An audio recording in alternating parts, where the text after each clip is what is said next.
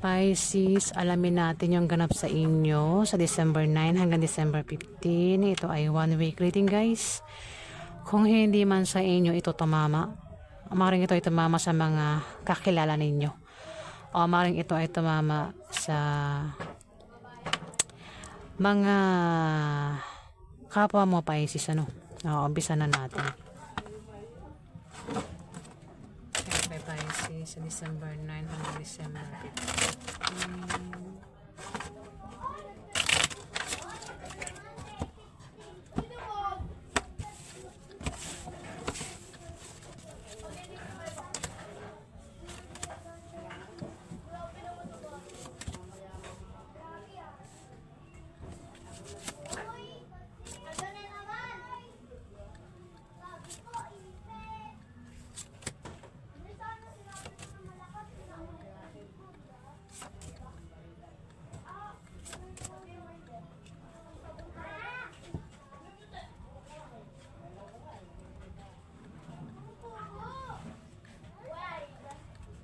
Pisces, magkakaroon ng away sa 1 week na yan. Pwede makaaway mo, member ng pamilya mo, kamag-anak mo, o mismong ito ay asawa mo, third party, ex mo. Karelasyon mo daw yung makaaway mo dito, Pisces. At posible kayo magkahiwalay. Pwedeng siya ay naiinggit sa'yo. Maring ito ay hahadlangan ka sa 1 week na yan. 1 week na yan, kaya magkakaroon ng away sa inyo, Pisces. O ikaw yan, ikaw yung hahadlang, o ikaw yung naiinggit sa kanya. Pasensya na, guys, ha. Kailangan ko sabihin, kasi yun nakikita ko dito. Kasi may inggit dito, eh. Kung hindi to inggit, hadlang. At magkakaroon ng away. Ayaw na hinahadlangan ang taong ito, kaya magkakaroon nga ng away. O ito ay naiinggit, kaya magkakaroon ng away. Maring may stress ka, Pisces, sa 1 week na yan. Kung lumalabas sa gabi ang iba sa inyo o sa madaling araw, ayan, pinag-ingat kayo sa paglabas-labas nyo sa gabi o madaling araw para makaiwas kayo sa pwedeng mangyari sa inyo dito, Pisces. May taong matitempt dito, gumawa ng masama o gumawa ng mabuti sa inyo. Ayan, Pisces, kung sino man yan, maaring kilala mo yan, Pisces, karelasyon mo. O ikaw yan, Pisces, natetempt, may balak, may plano, nagtatangka. Yung nga lang, hindi ko alam kung masama o mabuti yan, Pisces. May pag-travel ang tao dito, may magta-travel. Pwede ikaw, kung di man ikaw, maring kakilala mo ang taong ito na magta-travel, Pisces. Dahil lang ng pag-travel, maring sa bagong business deal, o dahil siya nakabili ng bagong bahay o lilipat ng bahay. Yung iba naman, kaya magta-travel dahil sa blessing na matatanggap. Yung iba naman, magta-travel kasi dahil parang kung lalaki kang Pisces, pwedeng puntahan mo yung niligawan mo, Pisces, o yung crush mo, o siya yung pupunta sa'yo dito. Ayan, Pisces, kasi may nagkakagusto sa inyo, o ikaw yung nagkakagusto sa kanya, o ligawan ka o ligawan mo, Pisces. Magkakaroon nga lang ng away, magkakaroon ng away, dalawa ito, away sa karelasyon mo. Magkakaroon din ng away sa hindi mo karelasyon, Pisces. Pasensya na po, guys, nabubulol ako. Ayan, sorry po. Away, kung magkaroon ng away, wag mong patulan kasi posibleng mauwi sa demandahan yung away, Pisces. May tao kasi dito yung problemado sa love life at sa pamilya niya. Kung magkakaroon ng away, sabi ko nga, wag nang pumatol, Pisces, kasi baka meron kang gulong kakasangkutan, diba? Sabi ko nga, kung magkaroon ng away, wag na lang pumatol. Kung mangyari man yan, kung hindi man sa'yo ito tumama, maaaring tumama ito sa mga kakilala mo, Pisces. Kasi may tao nga dito yung magkakaproblema sa love life at sa pamilya niya, o baka meron siyang gulong kakasangkutan. Ang nakikita kong tao dito ay Capricorn, o maaaring siya ay Virgo o Taurus ang zodiac sign niya. Pero malalampasan niya rin yan, Pisces. O ikaw yan, ikaw yung may gulong kinakasangkutan sa isang Capricorn, Virgo, Taurus, Pisces. Ang taong ito ay galit na galit. Naninibugo sa galit, Pisces. Pwedeng nagseselos o may pinagseselosan. Ako naman dahilan ng galit, basta may taong galit dito, Pisces.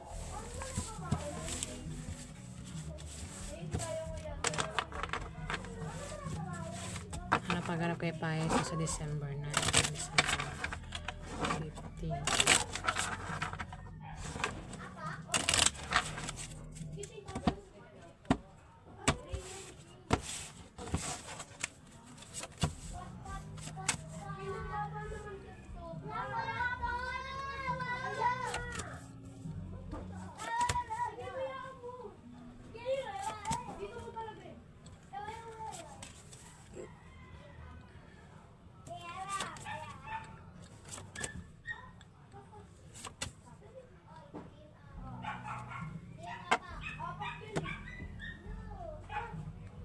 Pisces, may pag-travel yung iba sa inyo, ano?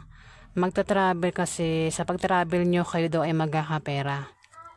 Pero kung hindi man ikaw itong tinutukoy na magkakapera sa pag-travel, may magta-travel dito at magkakapera siya, Pisces. At kung meron kayo negosyo, may paglago sa negosyo, O kung sino naman itong may negosyo, may paglago. Yung iba, dahilan ng pag-travel niya ay dahil sa bagong business deal o dahil sa nakabili siya ng bagong bahay o lilipat ito ng bahay, Pisces. Yung iba naman ibang dahilan ng pag-travel, May magta-travel dito. Kung hindi man ikaw yung mag-travel, may magta-travel dito, Pisces. Ang taong ito ay maring meron siyang kahirapang pinagdadaanan. Meron siyang kahirapang pinagdadaanan, Pisces. O ikaw yan, Pisces, kahirapan daw. Pwedeng kahirapan sa pera, kahirapan sa pamilya, sa love life, sa buhay, o kung ano pa yan.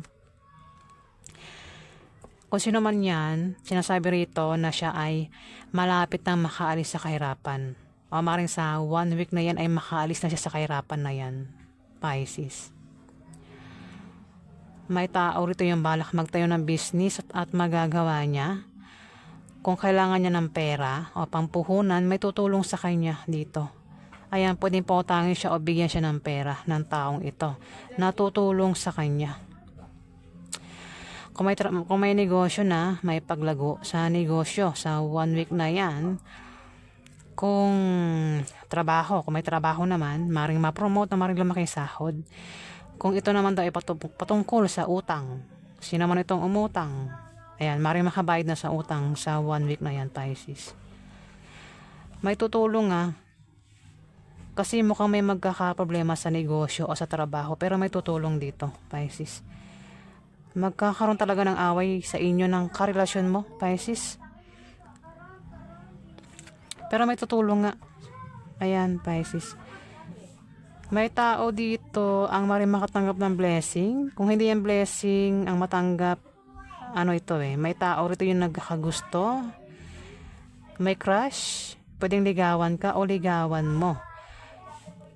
Ayan, Pisces.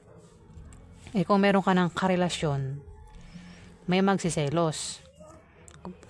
Ayan, huwag na magpaligaw o manligaw kung meron ng karelasyon. Kasi may nagkaka-interest pa rin kahit meron ng mga karelasyon na pag-iinteresan pa rin May mga crush na gugustuhan, may pwedeng ligawan o magpaligaw.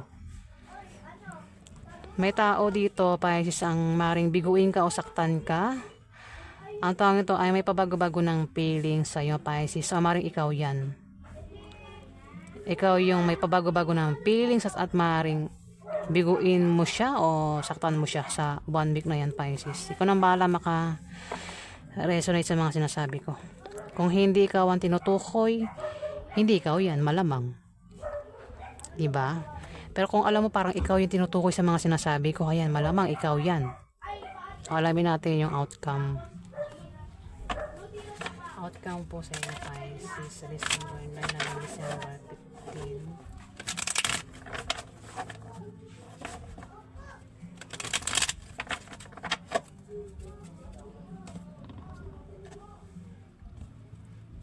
Kampo sa mga Pisces.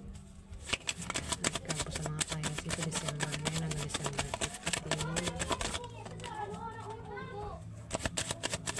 Kampo sa mga Pisces.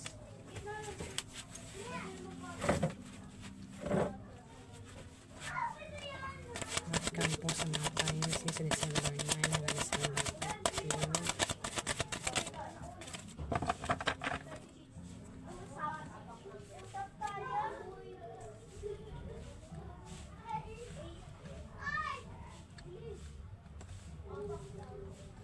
May 10 of Swords dito Pisces.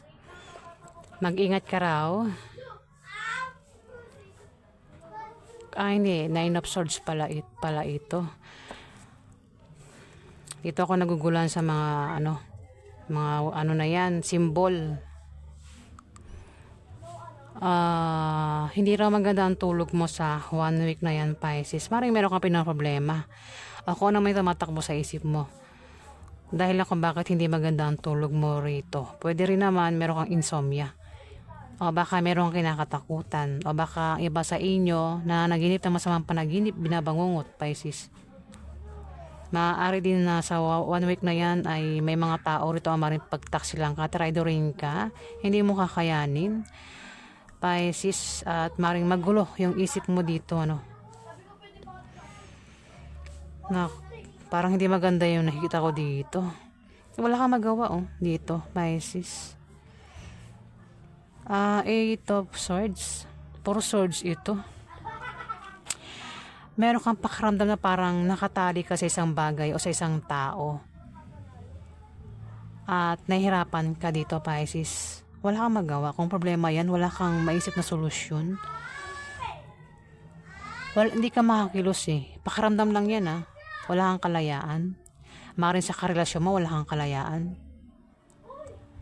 Nakapiring din yung mata mo rito. Gumawa ka ng paraan para ikaw ay makaalis sa ganyang pakiramdam, Pisces. Tanggalin mo yung piring sa mata mo. Tanggalin mo yung pagkakatali mo na wala kang magawa. Ikaw mismo sa sarili mo. Ikaw mismo ang magpapalaya sa sarili mo, di ba? Kasi pakiramdam lang yan Kung meron kang gustong gawin, gawin mo. Di ba? Yung iba nga kahit hadlangan sige pa rin, go di ba? Kaya meron kang pakiramdam dito na parang, siguro baka meron kang karelasyon na mahigpit, pinagbabawalan ka, hinahadlangan ka, ayan, Pisces. O baka meron kang pinaproblema na parang wala kang solusyon, hindi mo masolusyonan dito, Pisces. Wala kang magawa sa bagay na yan na pinaproblema mo.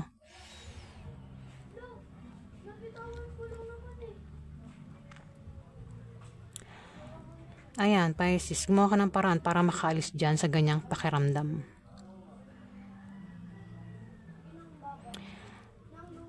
Para makahinga ka rin, May tao rin dito, Pisces, ang maring saktan ka niya, biguin ka niya. Kung hindi tao yan, na maring saktan ka o biguin ka, pwedeng may pangyayari sa buhay mo na parang nabigo ka. Sample, may pangarap ka na hindi mo nakuha sa 1 week na yan, kaya masasaktan ka. Kabiguan yun para sa'yo, di ba? Ayan, may 3 of Swords kasi dito. Mayroon kang mararanasang kabiguan o baka may taong manakit sa'yo dito, Pisces. Ayan, baka umiyak ka nga kasi may At hindi ka makakamove on sa gagawin ng taong ito sa'yo. O ikaw yan, Pisces. Ikaw yan, ikaw yung mananakit sa isang tao dito, Pisces. Ikaw nang bahala makaresonate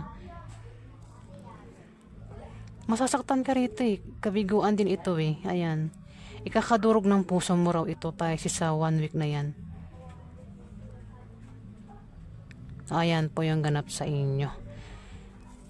Kung nangyari na, kasi pwede rin naman nangyari na ito, baka may nanakit na sa inyo, may bumigo sa inyo,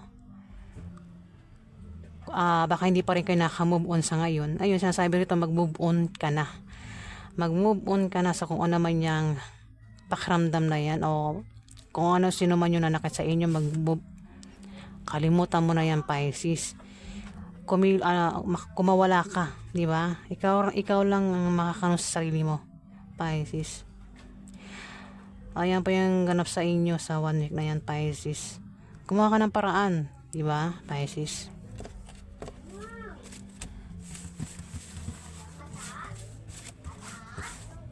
Maraming salamat po sa mga nag-like at nag-subscribe.